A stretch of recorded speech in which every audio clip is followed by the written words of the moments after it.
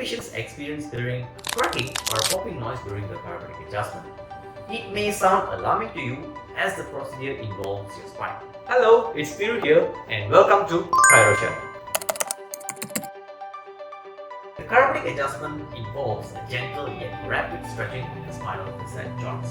When it happens, small pockets of air or bubbles which is in the fluid that surrounds your joint pops. So when this air pocket pops, it creates the sound, the popping or the cracking noise that you get.